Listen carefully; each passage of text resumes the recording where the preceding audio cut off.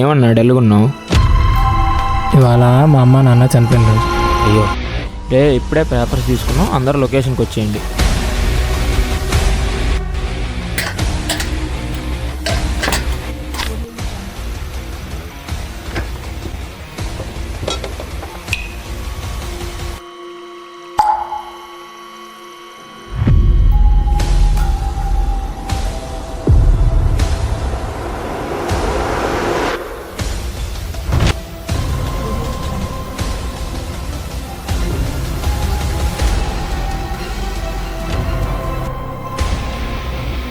అదే తేడా కొడుతుంది మా భయం కూడా వేస్తుంది.